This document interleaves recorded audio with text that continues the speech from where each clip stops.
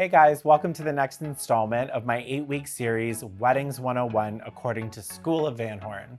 I'm Robert, and today's topic is all about floor plans. So this may seem like a weird topic to cover, but believe it or not, I get asked some of the same questions every single time, and I thought I'd put together a little video just to give you some things to think about while you're deciding what type of style you want for your wedding and how you want to set up your floor plan. So let's get to it. Starting off with just some general information about the different types of floor plans that you can have. This may seem like a given for many of you, but I'm just gonna cover it anyways. So the first type is full seating. This is rounds, usually banquet rounds, and it includes a seat for everybody. And the second is cocktail style. This is usually when you have a stationed menu, and it's a combination of high tops, low tops, bistro tables, even some couch seating. And the idea is that you have about seats for 50% of your guest count so that guests are encouraged to mingle. This is usually a floor plan that does not include any of the larger banquet rounds, as the biggest size table you'd want in this scenario is about 5 people on a smaller bistro table. The first thing I want to address is regarding full seating. A common question that I get asked a lot is, are the tables made for 8 or 10? This varies from venue to venue, but the general rule of thumb is that if you're using a 60-inch round, they're built for 10, and if you're using a 72-inch round, they're built for 12.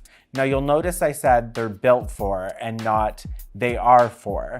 Yes, essentially they are built for 10 people and 12 people, and they do fit. However, if you're going to be using charger plates, or if you're going to have heavy decor, you may want to consider using them for 8 and 10 to give your guests a little bit more space so that they're not so tight at the table. Another common question that I get is, does it have to be exactly 8 people and exactly 10 people? And the answer is usually no. You of course want to check with your venue, but we're saying 8 to 10 just to give you a rough estimate of what the tables are going to be set as. At the end of the day, you're going to want to try and hit these numbers, but they're not mandatory. When you submit your final floor plan, you'll probably have tables of 6, tables of 7, 8, 9, and you just want to make sure that you let your venue know in advance so that you don't have a hall sitting with a bunch of empty chairs everywhere. But essentially the rule of thumb is that if you have a smaller guest count, you can do smaller tables. If you have a higher guest count, you're going to want to keep to tables of 10 so that you have more space in the room. First thing I do is look at the maximum occupancy of the room and compare it to the guest count and what other tables are going to be needed. Don't forget, if you're having late night stations, photo booths, anything you can think of, you're going to want to think about these before you start assigning your tables. To make it easier on the back end of things, I always suggest that you group your tables, but you don't number them until the very end, because sometimes removing one table can renumber all of the tables on your floor plan, depending on how the venue sets it up. So you're going to want to put people into groups, but the last thing you're going to want to do is number them just before you print off your place cards or your seating chart. Next up, cocktail style. Now, before we get into table placement for cocktail style, I just want to differentiate 2 main types of menus that may help you make a decision on which seating is best for you. If you're thinking of doing a cocktail style wedding, what you have to ask yourself is, are you having a buffet or are you having a stationed menu? Now, to differentiate the two, a stationed menu is a menu where guests walk up to different stations and food is served in smaller vessels that are meant to be eaten while on the go and while standing. This is usually a menu that you're going to want to choose if you want people mingling, dancing, and eating throughout the night. A buffet menu has a beginning and an end. Guests grab a plate, they make their way through all the food in one go, pile it onto their plate, and go have a seat.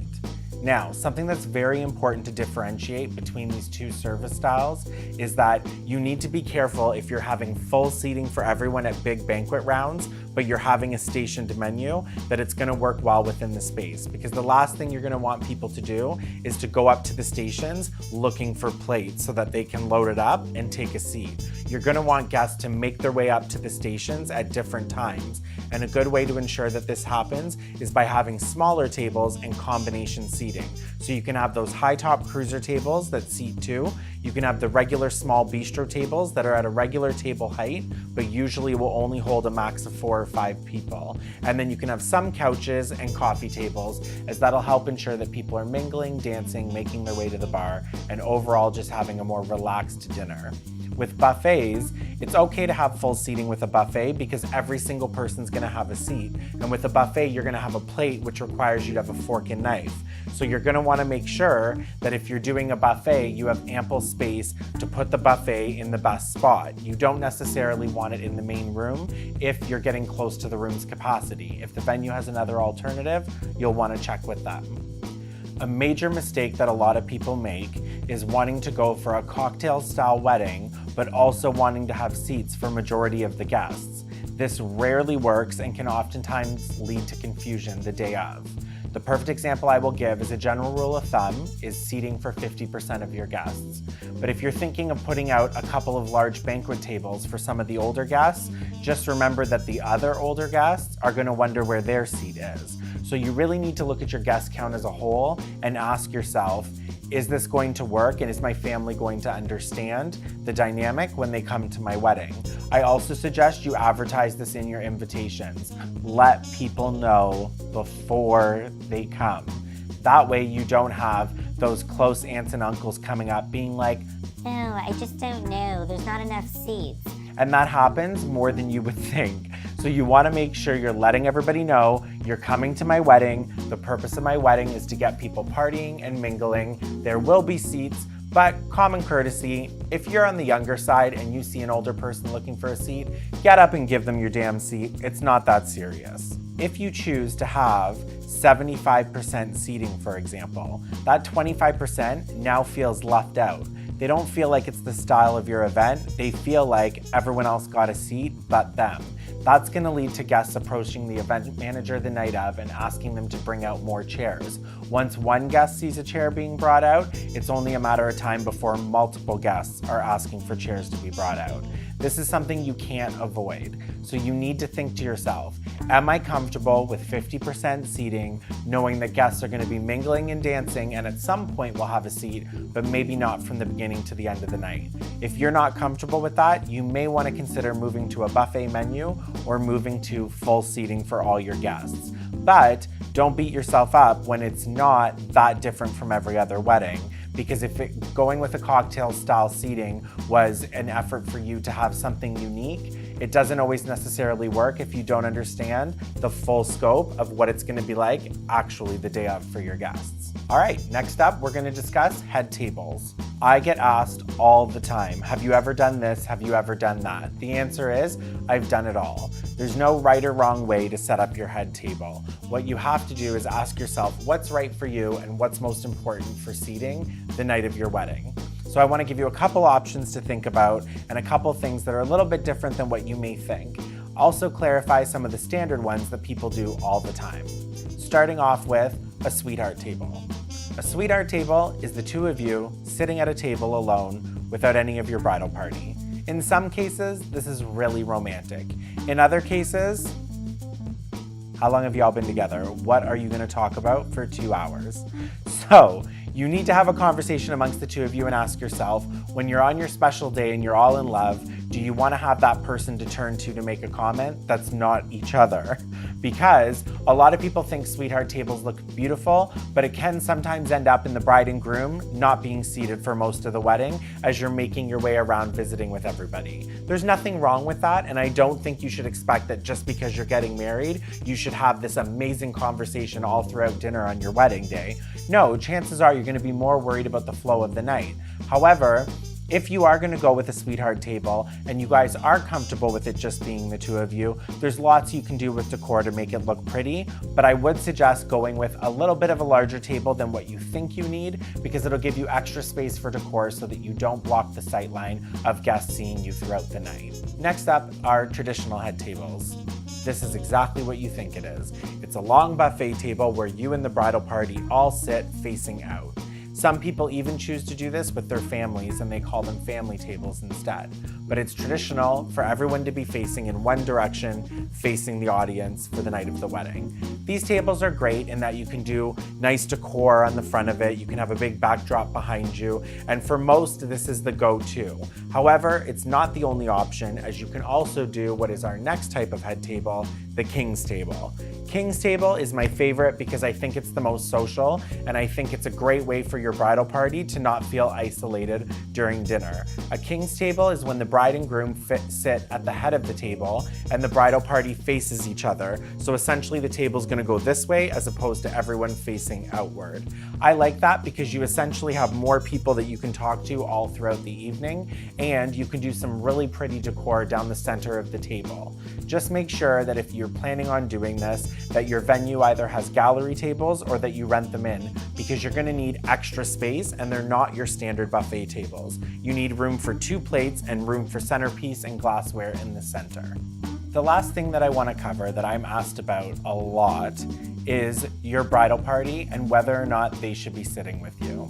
At the end of the day, if you want your bridal party sitting with you, let them sit with you. If you want your bridal party to sit with the guests that they would normally be sitting with if they weren't in the party, you can let them do that too. You can even stack your head table with just your family members. After all, they got you there in the first place. Either way, you want to make sure that you set it up in a way that's going to be most enjoyable. Also remember, there's a misconception that dinner is the longest part of the evening. Dinner actually works out to be the shortest. So although we put a lot of importance on where people sit during dinner and what sightline they have, in actuality, it's only going to be 2 hours of a really long day that they're going to be sitting there. The last thing I want to address, and what is probably the most important topic to me, is when to listen to your venue. And the answer is always. Always listen to your venue for all things pertaining to your floor plan. I cannot tell you throughout my career the amount of times that I've had a lot of back and forth with couples over them wanting a floor plan that simply will not work in the space. So ask yourself this: what is your planner's motive for telling you that that floor plan's not gonna work?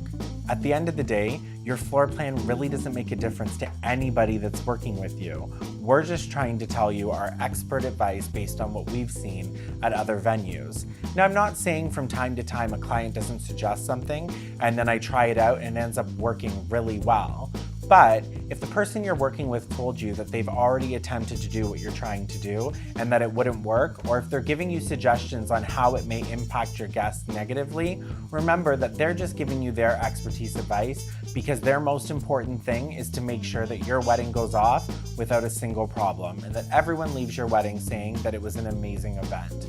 So all the time, all day, always listen to your coordinator, because they know best, and especially the people working at the venue, they've seen pretty much everything you can think of, and they would not lead you astray, as it'll simply reflect poorly on them. So that's all I gotta say about floor plans. Well, in actuality, it's not all I gotta say, but it's all I'm saying in this video. You'll have to message me if there's something else you wanna know. Make sure you comment below if there's anything I didn't touch on or if there's anything you wanna know, and I will get back to you with some answers. Otherwise, I hope you'll head over to my channel, check out my other videos, and by all means, like, comment, and subscribe. Thank you guys for watching, and I will see you next time for my next installment in Weddings 101.